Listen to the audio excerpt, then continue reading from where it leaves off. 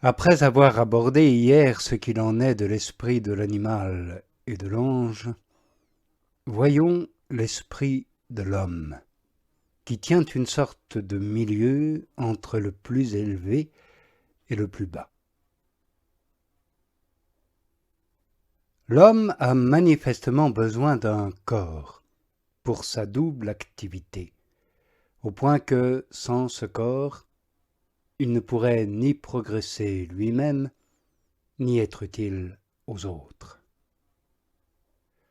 En effet, pour ne rien dire des autres membres du corps et de leurs fonctions, comment pourrais-tu, sans langue, enseigner celui qui écoute, et sans oreille, entendre celui qui enseigne?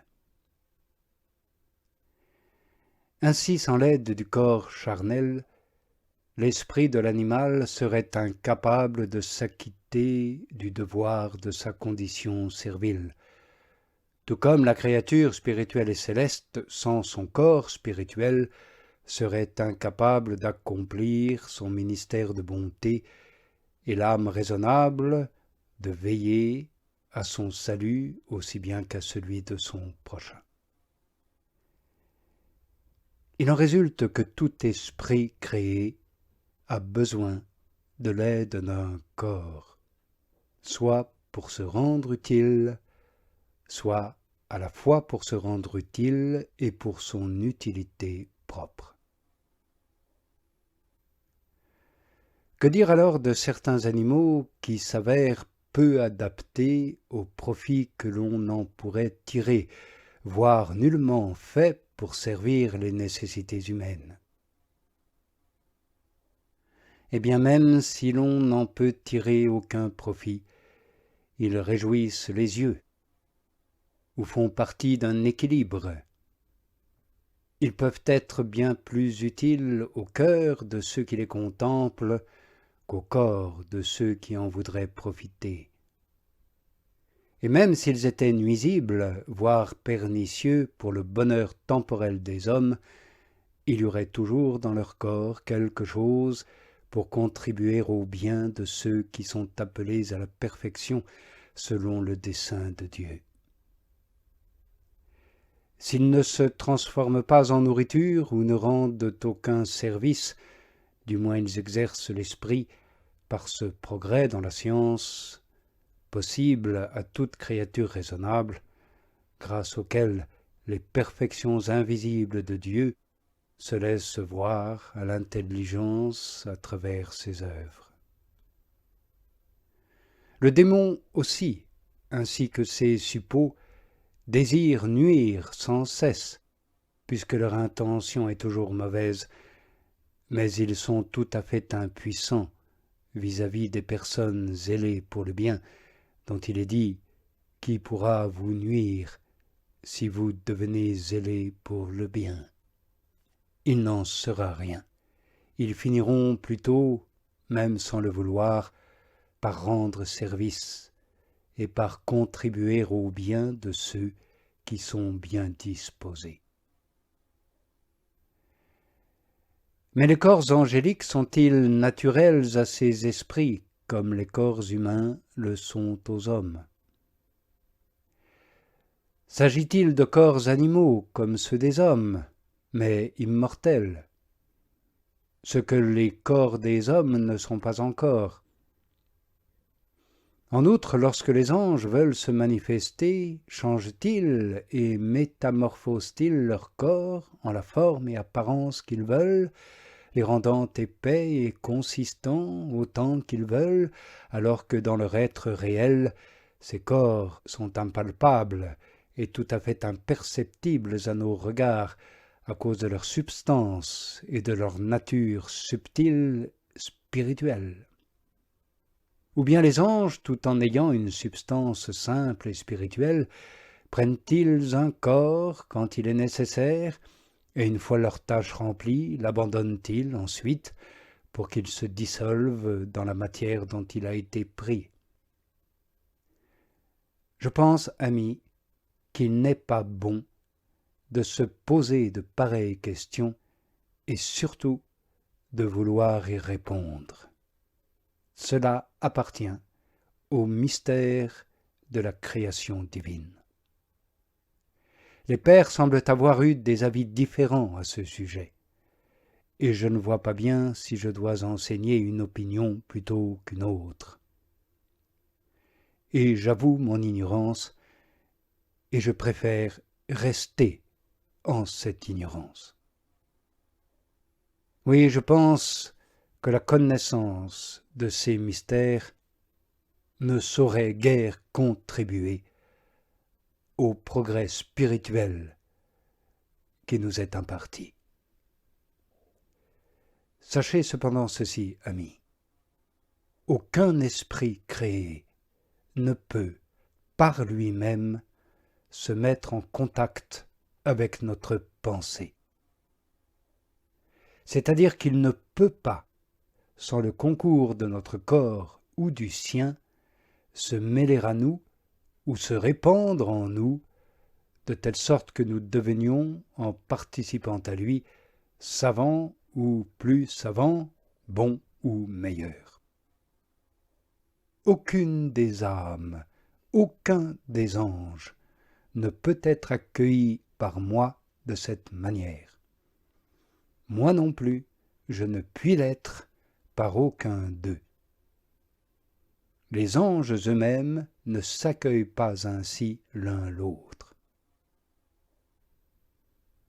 Qu'on réserve donc ce privilège à l'Esprit souverain et illimité, lui seul, lorsqu'il enseigne la science à un ange ou à un homme, se passe de tout intermédiaire. Il n'a pas besoin de notre oreille corporelle, ni d'une bouche corporelle pour parler. Il se répand en nous par lui-même. Par lui-même, il se fait connaître. Pur, il est accueilli par les âmes pures. Seul, il n'a besoin de personne. Seul, il suffit aussi bien à lui-même qu'à tous, par sa seule volonté, toute puissante. Il opère cependant des choses extraordinaires et innombrables en se servant de la créature corporelle ou spirituelle qui lui est soumise. Mais il est plutôt souverain, loin d'être mendiant. Voici par exemple qu'en ce moment il s'est saisi de ma langue corporelle en vue de son œuvre, c'est-à-dire pour instruire, alors qu'il aurait pu le faire, sans nul doute, plus aisément et plus agréablement par lui-même, sans mon intermédiaire.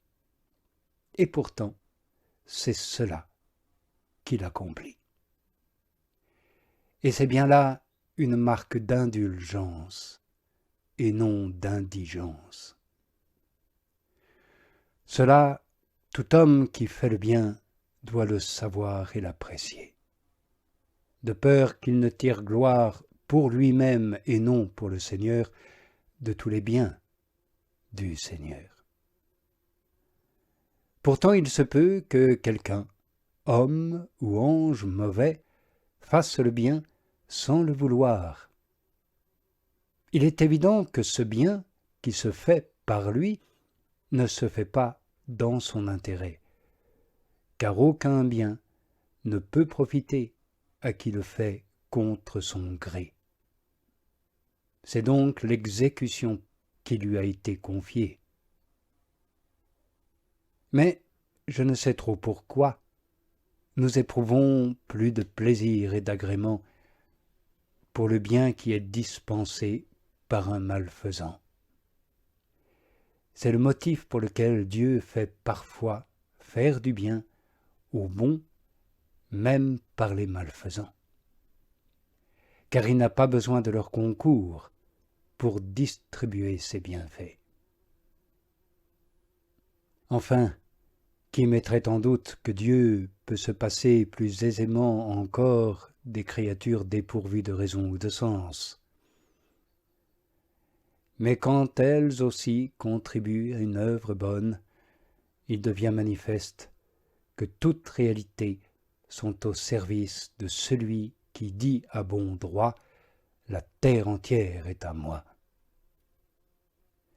Et étant donné qu'il sait par quels moyens chacune de ces réalités peut se faire de la façon la plus adéquate, il attend du service de la créature corporelle non pas l'efficacité, mais plutôt la disponibilité et l'harmonie.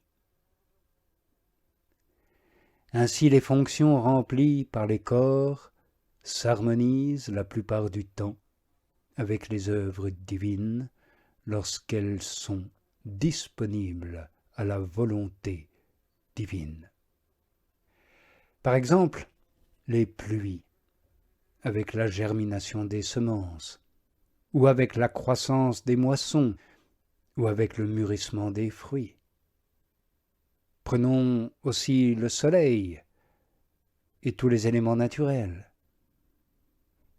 Alors de grâce, dites-moi quel besoin il aurait d'un corps à lui, celui qui par un simple signe gouverne tous les corps sans distinction, tant célestes que terrestres, tant visibles que invisibles. Et il n'a que faire d'un corps à lui, puisqu'aucun corps ne lui est étranger. Mais si nous voulions inclure dans cette évocation tout ce qu'il faudrait dire à ce propos, elle dépasserait le temps imparti et peut-être les forces de quelques-uns. C'est pourquoi gardons ce qui reste pour l'achever sous un autre intitulé.